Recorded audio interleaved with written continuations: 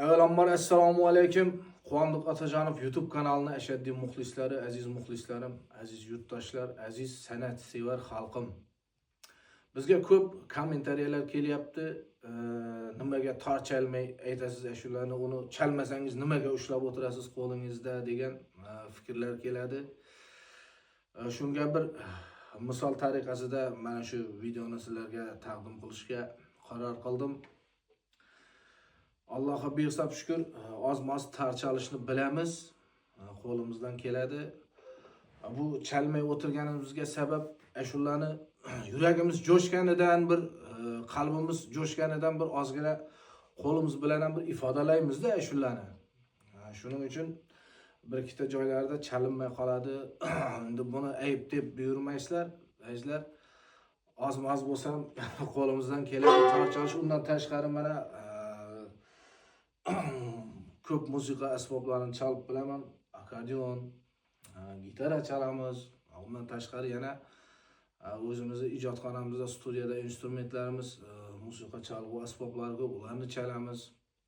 Buni aybga buyurmanglar. Ozgina qalbimiz jo'shganidan bir qo'llarimizni shunday qilib bir ashularni ifodalagimiz keladi. Salomat bo'lasizlar.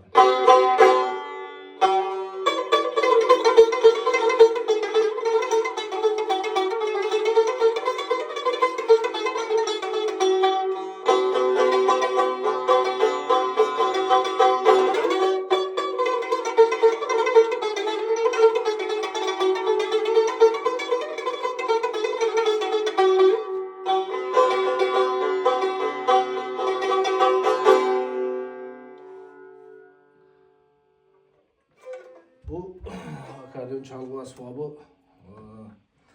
o'zi juda meni o'zimga yoqadigan, bir sevib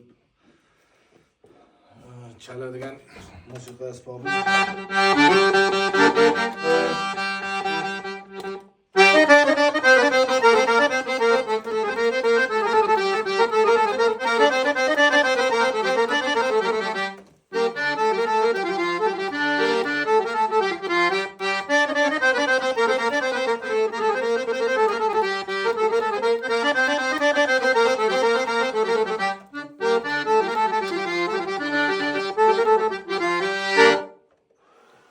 Salomat bo'lasizlar. Bizning Quvondiq Atajonov YouTube kanalimizga like bosib, podpiska bo'lib, qo'llab-quvvatlab turasizlar, azizlar.